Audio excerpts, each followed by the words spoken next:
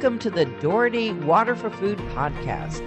Since 2010, the Doherty Water for Food Global Institute at the University of Nebraska has worked toward one goal, a food and water secure world. One in which global food security is ensured without compromising the use of water to meet other essential human and environmental needs. It's a daunting vision, but one that is vitally important. This podcast amplifies the voices of those making waves in this space. We hope you enjoy today's episode. Welcome to the Water for Food podcast. I'm Arianna Elnes. I'm the communications specialist with the Doherty Water for Food Global Institute. The use of plastics has been growing in agriculture over the recent years to help increase productivity by limiting weeds, protecting growth, and extending growing seasons. The increased use of plastics, of course, has also been contributing to pollution.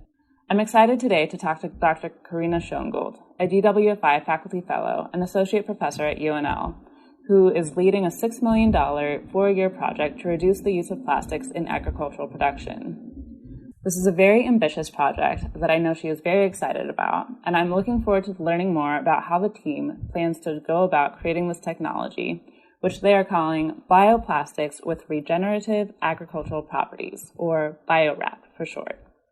So let's get into it. Dr. Schoengold, I want to thank you so much for taking the time today. Before we dive into the goals and methodologies of this project, can you please provide our listeners some background of the BioWrap project? So this project started as a collaboration and discussions and brainstorming between faculty members in South Dakota, Kansas State, and here. We started thinking about what are some of the truly innovative things that we could look at developing for agriculture. We wanted to develop an idea that built on the strengths of the region as well as the strengths of the researchers.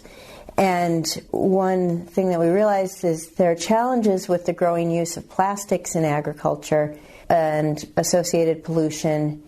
And we thought that this could be an opportunity to create something new that was both beneficial from an environmental standpoint of reducing some of those impacts, but also from an economic standpoint of creating opportunities for rural communities in the region.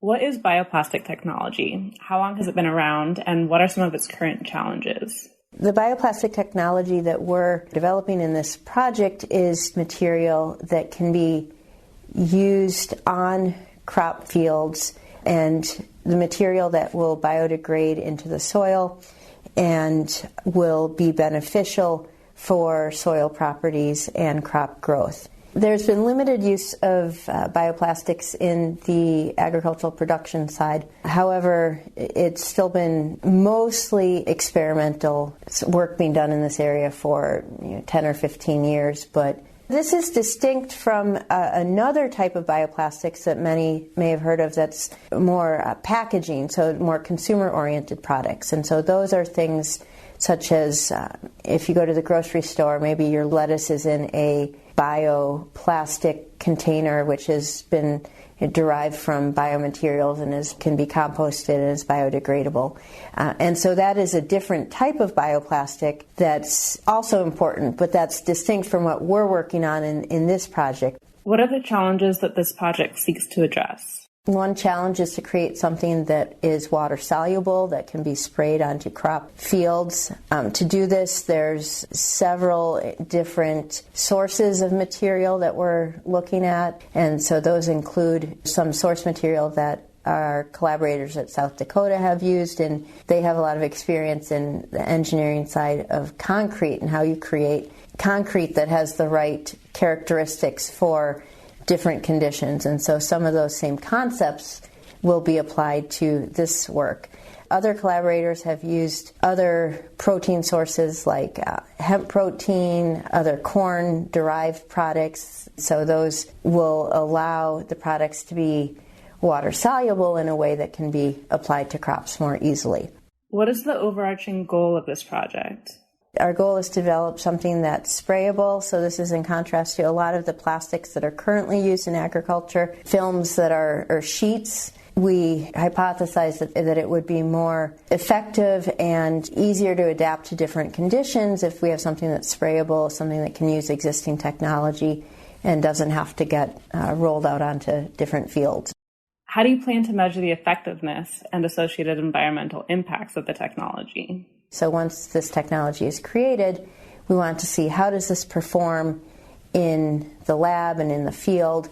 And to do that, we have collaborators who work with both greenhouse trials and on-field trials at some of our experiment stations. And so we have facilities to use materials that are developed and to test how they respond to different conditions. And so the expectation is that initially, just because of conditions and size, that we will do our initial trials in a greenhouse to be able to get results a little bit quicker than but this is a 4-year project, so our goal is to have the materials to be able to apply in a bigger field trial and to do some of those field trials across the region in different conditions, in different types of soil, and things like that. One of our goals is to measure the environmental effectiveness of this. And so with our team, we have researchers who are knowledgeable about how to model both water and soil impacts of using different technologies. And so once we have material that we can use on the field, we have techniques to measure things like runoff, sedimentation, erosion, water filtration, or any water quality impacts that would occur. We can also measure things related to sequestration within the soil and a range of other environmental impacts from those field trials. How do you plan to estimate these impacts? We have techniques that we've used for a life cycle analysis of these products, where we measure from the beginning of the process through to the end, so we can compare different feedstocks into the technology. We can compare different conditions, and so yes, we'll be able to compare the life cycle impacts of various ways of producing the bioplastics. We're really looking at this technology and the potential for it holistically, from the beginning of can we create it to downstream, will producers use this technology? Will rural communities have the capacity to invest in facilities to create the technology? Will consumers be interested in paying a premium for products that are produced using this technology? And geographically across the region, are there differences that we can measure in terms of potential capacity? So can we make some predictions about which communities are likely to be most viable for the production of the technology and the use of the technology? To do that, we're going to use a range of different techniques. We're going to do some guided focus groups with producers at various steps, starting from the beginning when we're first trying to develop the technology, but then adapting and continuing to do that as we have more results that we can bring back to producers and talk to them about what the potential for the technology is. We're going to do survey work with potential consumers of the technology to see if they're willing to pay a premium for products that are grown with more environmentally friendly bio-based plastics instead of traditional plastics and herbicides. And then we're going to do this significant amount of spatial analysis on the characteristics across the region that may have the right characteristics. And again, what the right characteristics are depends on. And my role as an economist and looking at this from a broader impact is that it's great we can create these cool technologies, but can we also make sure that it's actually used in the field and that consumers are, interested in this and producers are willing to use it? Because having this great technology developed, if it's too expensive and no one uses it, then it's just not going to have the impact that something will if we can really make sure that there's a market for it downstream and that people are willing to use it. What are your hopes for how this research will be used?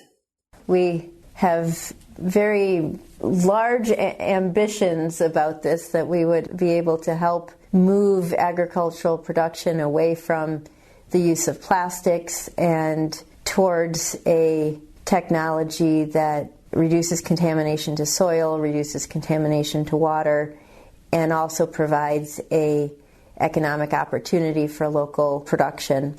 Sometime in the future, if we're successful, we would like to see a significant shift in the way production occurs in this region, and then hopefully that can be expanded and exported to other regions as well.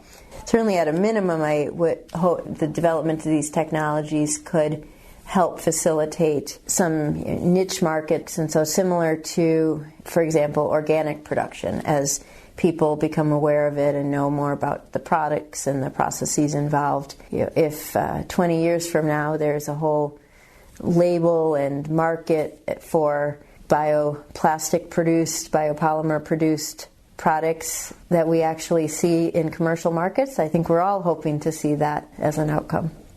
Dr. Schoengold, this has been fascinating and so exciting to hear about. It is not only a critical piece of technology that your team is aiming to develop, but you're also going about it in a really critically important way by assessing the economic and societal applicability and potential impacts. Thank you so much for your work and for being here, and we'll look forward to hearing your updates as your research progresses. A full video interview and more information on this study can be found on the Water for Food website. Thanks for joining us today. Until next time. Thanks for joining us this time on the Doherty Water for Food podcast. Make sure to visit our website, waterforfood.nebraska.edu, to view show notes or subscribe so you don't miss future episodes.